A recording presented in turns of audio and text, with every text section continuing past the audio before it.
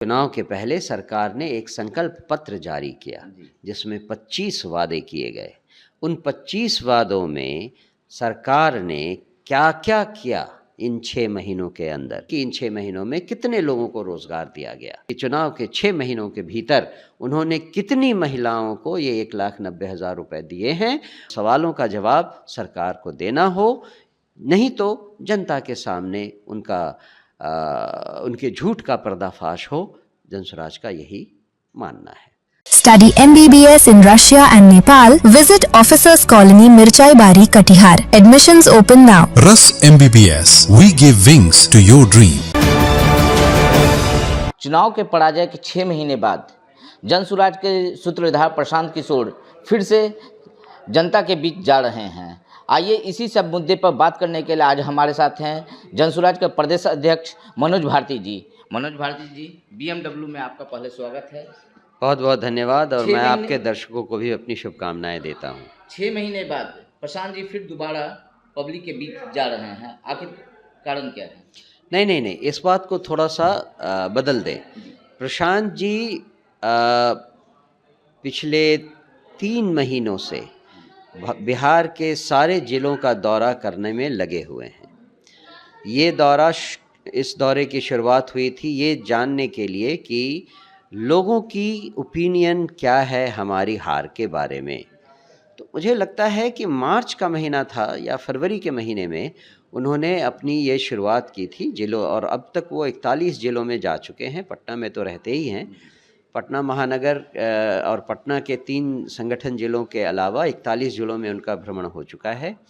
और उनके भ्रमण के बाद इन 41 जिलों में जिला की कार्यकारिणी के गठन का काम भी पूरा हो चुका है।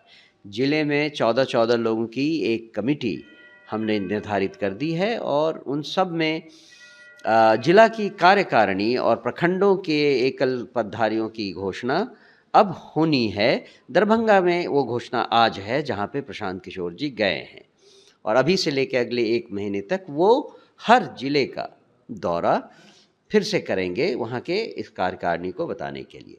तो ये एक ऐसा संकेत है कि जनसुराज हार के बाद भी अपने कार्यकलाप को जारी रखने में सक्षम रहा है, और हम हमेशा ही अपनी राजनीति लोगों के साथ, लोगों के लिए और लोगों के द्वारा करने के लिए कटिबद्ध हैं।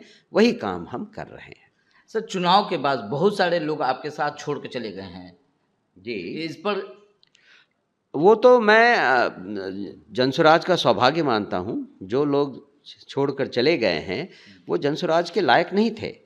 वो जनसुराज में जुड़े थे अपने किसी निजी स्वार्थ को लेकर, और जनसुराज ने उनको एक मौका दिया संभलने का, लेकिन वो बदले नहीं, वो संभले नहीं। तो अब अच्छा है कि वो जनसुराज के साथ नहीं हैं। इससे हमें बेहद खुशी है कि हम अब अपने कोर ग्रुप के साथ आगे बढ़ रहे हैं, और अब जो जुड़ें वो इसी सोच के साथ जुड़े कि जनसुराज कोई आम राजनीतिक दल नहीं है। हमारे राजनीतिक दल के कोर में शुद्धता और ईमानदारी बसती है। हम राजनीति भी शुद्धता और ईमानदारी के साथ करना चाहते हैं, और लोगों से वार्तालाप भी शुद्धता और ईमानदारी के बेसिस पर ही करना चाहते हैं। और इसीलिए हमें इस बात की कोई नाराज़गी नहीं कि जो लोग आए उनका धन्यवाद, जो गए उनका और भी ज़्यादा धन्यवाद। सर, इलेक्शन के हारने के बाद से प्रशांत जी ने कहा था कि 6 महीने बाद वो सरकार से ही प्रश्न करेंगे। अब 6 महीने बीत गए हैं, अब आप लोग का क्या अगला कदम होगा? अभी हमने ये प्रेस कॉन्फ्रेंस जो आज किया है उसमें वही किया है, सवाल किए हैं सरकार से। चुनाव के पहले सरकार ने एक संकल्प पत्र जारी किया जिसमें 25 वादे किए गए। उन 25 वादों में सरकार ने क्या क्या किया इन 6 महीनों के अंदर, किस डायरेक्शन में क्या कदम उठाया गया, हम इस पर सरकार से सवाल कर रहे हैं। जो सबसे प्रमुख कुछ मुद्दे थे उसके बारे में मैं आपको बता देता हूँ। सरकार ने यह वादा किया था कि अगले 5 साल में हम 1 करोड़ लोगों को रोज़गार देंगे। उस हिसाब से अगर लीनियर प्रोग्रेशन आप देखें तो 6 महीने में 10 लाख रोज़गार की व्यवस्था होनी चाहिए थी। हम सरकार से ये सवाल कर रहे हैं कि आप लोगों के सामने एक पत्र, एक इन्फॉर्मेशन सूचना जारी कीजिए कि इन 6 महीनों में कितने लोगों को रोज़गार दिया गया, और जो लिस्ट है वो हम जनता से क्रॉस चेक करेंगे कि जिनका नाम उस लिस्ट में है क्या उनको सही में रोज़गार मिला। दूसरा, ये कहा गया था कि चुनाव के पहले 1 करोड़ लगभग 70 लाख महिलाओं को 1 करोड़ 70 लाख महिलाओं को 10-10 हज़ार रुपये दिए गए थे रोज़गार शुरू करने के लिए, ये कहते हुए कि चुनाव के बाद हम आपको 1,90,000 रुपये और देंगे रोज़गार शुरू करने के लिए। सरकार से हमारी मांग है कि वो एक इन्फॉर्मेशन जारी करे कि चुनाव के 6 महीनों के भीतर उन्होंने कितनी महिलाओं को ये 1,90,000 रुपये दिए हैं, और जो लिस्ट वो जारी करेंगे हम उन महिलाओं से जाकर पूछताछ करके लोगों के सामने सच्चाई लाएंगे। इसी तरह से और भी जो कई वादे किए थे उन सब पर हम सवाल कर रहे हैं, और उन सवालों का जवाब सरकार को देना हो, नहीं तो जनता के सामने उनके झूठ का पर्दाफाश हो। जनसुराज का यही मानना है।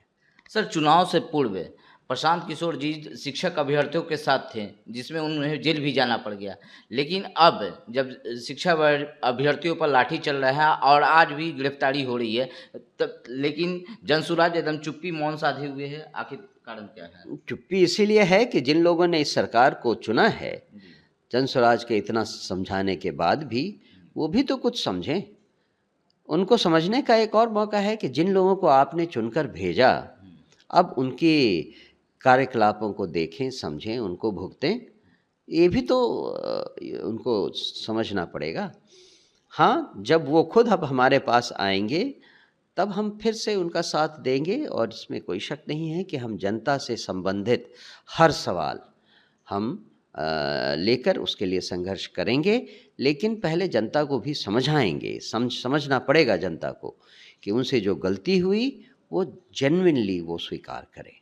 सर, ये चर्चा है कि बांकीपुर उप विधानसभा चुनाव में प्रशांत जी खड़ा हो रहे हैं।